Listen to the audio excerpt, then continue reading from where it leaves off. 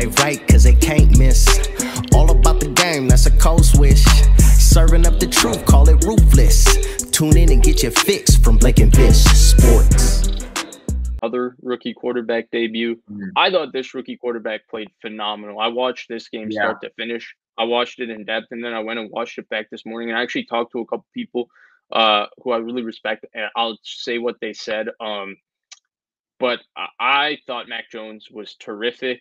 But I want to hear your thoughts on what how Mac Jones played, because we haven't really talked about this yet. But how do you think Mac Jones looked against a very difficult Dolphins defense week 1? Yeah, I'll just start with the external factors. Playing against a really good defense, right? Dolphins have probably the best cornerback duo in the league right now. And O-line held up well. 2 running back fumbles, which is very not Patriot of just a Bill Belichick team. Like, you wouldn't expect that. I thought they did a lot. Lost them the game. Yeah, the Damian Harris one was really tough. But I thought overall, like, for scoring 16 points, he did a lot better than that. Very on time with his throws. I felt like he was fitting it, like, or just timing in general. Especially on the intermediate routes for him seem super, super easy, where, like, the timing is perfect, knows where to put the ball, usually low and away from the defender and all that. And then one thing I noticed with him too is when he is, hitting a guy in stride, it really does matter where the ball placement is, because if you can hit them in stride so that they can keep running, that's a lot more yards than, if they have to turn around or make an adjustment to the ball. And I thought he did a fantastic job at that, especially for getting the ball to guys like Jacoby Myers. Jonnu Smith played a really awesome game in his debut. So I thought getting the ball to those guys looked good. And then his best pass of the day for me was that James White on the sideline, just on 3rd and 8. Row. You could not have asked for a better throw right over, just literally right in stride. I thought that was incredible. That was Brady-esque, that 3rd and 8 throw. Yeah, that was insane. And I think the only thing that he didn't do, but wasn't really asked to do, was like any deep balls.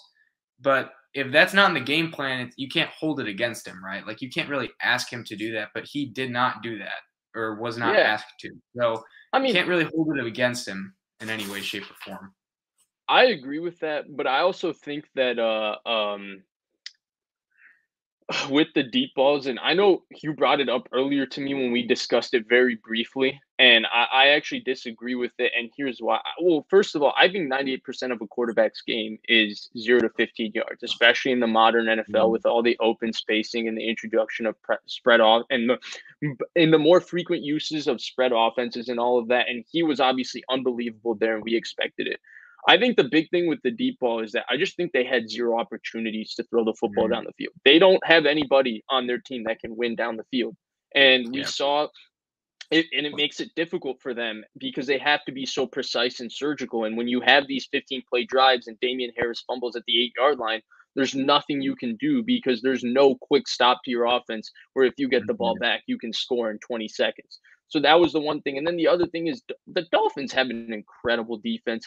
They prevent big plays because their secondary is maybe the best in the NFL. It's so deep. It is stacked. And the Patriots receivers, I like Kendrick Bourne, I like Aguilar, I like Henry, I like all of these people. They're not going to win consistently against those corners. Those corners are way too good. It's not just Jones and Howard. We always talk about Nick Needham.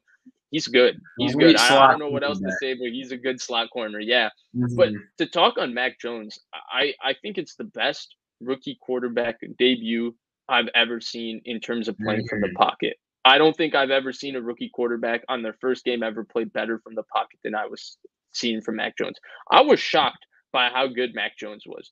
I mean, the question with Mac Jones and the questions people had about him succeeding was that because he has specific physical limitations that, say, a Justin Fields and a Trey Lance and a Zach Wilson and a Trevor Lawrence don't have, can he have the answers to solve problems mentally? And people question whether he could do that early on. He had every answer in that game. The Dolphins gave him a ton of blitzes. They ran a lot of cover 0 looks. They brought a lot of corners blitzing. And every single time Mac Jones knew where to go with the ball, he moved unbelievably well in the pocket.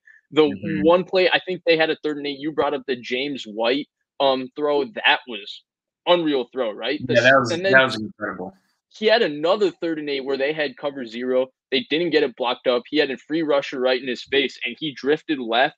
and kept him coming until he had a frontside dig that just came across his face and he put it right on his chest. Now, the guy ended up being wide open, but for him to have the presence to delay the rusher and create that little bit of space and throw it on 3rd and 8 when most rookie quarterbacks usually panic with a free rusher in their face right off the snap was incredible. I liked Mac Jones before the draft. I did not expect him to play like this. He was like, this was unbelievable. He seemed to have every answer pre-snap and post-snap in terms of knowing where to go with the ball, understanding where defenses, if they blitz from where they're going to replace people in coverage to be able to cover up for the holes for the guys they're blitzing. I thought that was unreal. I thought he was unbelievably accurate. Like his accuracy, you talked about his ball placement. It was fantastic. His movement in the pocket, which we talked about, was something that stood out for us in preseason. Once again, I thought stood out because I didn't think the Patriots O-line pass protected particularly well. They got a lot of 5-man rushes, and Mac Jones was really able to move and create space in the pocket really well. And then one last thing that I was talking about. So I was texting back and forth this morning about Mac Jones with Kyle Posey. A lot of people know him. He's the guy who runs Niners Nation. He's phenomenal at what he does, knows more football than just about anybody. And one thing he shared with me that I thought was really interesting, and I thought it stood out from that game. I mean, head-to-head in that game, I thought Mac Jones looked like the better quarterback than Tua. Yeah. I thought he consistently just knew where to go with the ball and the accuracy. And he said, and the one thing that to me that stood out, and now this might not be the case, but thus far into Mac Jones's career, I think it's real cool to see. We've talked so much about Mac Jones's physical limitations throughout this draft process and all of that. He said there was not one time in that game you felt like Mac Jones's physical limitations were preventing him from making a play. And that just tells you how good he was mentally, because he had every answer mentally to be able to cover up for that. On the other hand, you saw those moments with Tua, like the pick. He didn't have the answer with the blitz, and he ran out, and he's trying to just throw it away, or I don't know what he was trying to do, but he looked slow, trying to run away from Josh Uche and Matt Judon, and then his arm looked weak trying to throw that ball away. He looked rattled when he threw that pick. You saw, but that was one moment, right? You saw other moments throughout that game where really Tua's bread and butter play is really just an RPO where he reads the front side defender and throws the slant right behind him if it's not available, or he hands it off. He's been running that since Alabama, or the little glance route. They run it all the time. That's what he's really good at. I mean, I didn't even want to be that, because I didn't want the Niners to draft Mac Jones. Obviously, I'm a Niners fan, but I was just totally floored with how good Mac Jones was. I mean, it's just one game, but I didn't expect him to look that comfortable, that poised, be able to answer so many questions mentally and be so accurate against that good of a defense. His first start of his NFL career as a rookie, shocking to me. And it felt like every time the rush was on him or there was a guy coming in, like it was instant. Like he knew where the guy was, he knew where the ball needed to be, and it was there. Unreal. And it was there quick. Like how many times did the ball go to the flat when there was someone either, just getting through one of the O-linemen or someone coming in uncontested on him? And it's just like it is a world of difference going from that to an incompletion. It's like, getting 7 yards for your quarterback, just knowing when and where to go with the ball. It was really, really impressive seeing all that. And I mean, when you look at the score, they only scored 16, right? But it's very deceiving considering how well he played. And I'd imagine, against not as good of a defense as the Dolphins, which I think everyone would say is a top 10 defense, no doubt. I wonder what they will do. They're probably not going to have 2 fumbles again. The running looked solid overall, just in general, and the passing looks good. The only thing missing is, you're right, they just don't have a guy that can beat someone vertically, and that will be an issue at some point this year. And it kind of, you could even argue almost was, when you need a quick strike, what are you going to do? Because like Nelson, he's a deep threat, but like him against Xavier Howard, are you just going to throw one up to him? I don't know. I probably wouldn't go that direction if I were the team either. So yeah, and I agree. I agree with you. I think if they can get some speed, it's going to be real trouble if Mac Jones plays at this level, because he's playing at a very, very high level right now mentally and with his accuracy and all of that. And if they get him speed, which, speaking of speed, by the way, Waddle, we both, especially you, loved Waddle before the draft. He looked amazing. I thought he was different. That play in the slot where he pretty much just ran like a slot fade. He had like a couple yards of separation on that dude, and it was just such a bad throw, but he just went up and got it anyway. I felt, Dude, not to was mention awesome. That was his awesome lateral movement, like we talked about before the draft. That's what separated him from the other speed guys. He looked like a different mover on the field. But going off of that point, you brought up the speed, right?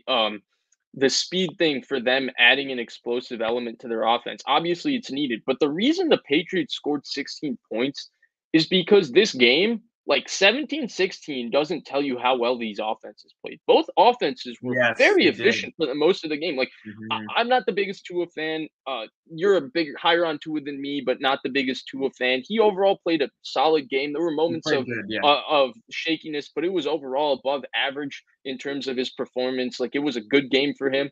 But he was like, both offenses were really just moving the ball very methodically. I think the Patriots at one point, there was a stat that they had like 4 10-plus play drives. If you're going to have 4 10-plus play drives, we're talking about 5-6 minute drives, right? The clock is getting chewed quickly, and that's why these teams didn't have that many possessions to score that many points, because neither were quick strike. And that's where if the Patriots had something explosive to their offense, because the run game looks good. If Damian Harris doesn't fumble the ball, they win that game basically with their run game in this surgical and very precise and methodical offense. But if you give them some explosive element, like imagine if they had a Jalen Waddle to go with Mac Jones. Mac Jones has a good deep ball too.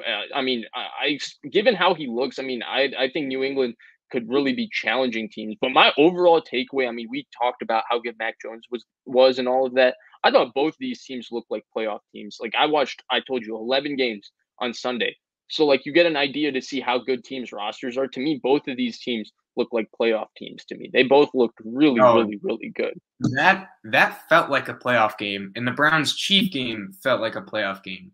I don't know how many other games you could have said that about yesterday. I really don't, because those two games just had a playoff atmosphere. It was more than just a week one matchup. It felt like something more than that. And maybe for the Dolphins and Patriots, it's because obviously they're division rivals. Both are, at least in our thoughts, going to be in that playoff contention. So every game matters, especially one against a division rival who's also looking to push for the playoffs. Yeah, I agree. But yeah, basically that was our thoughts on Mac Jones. Both of us thought he was really, really good. I was really floored. I did not expect Mac Jones to play like that. But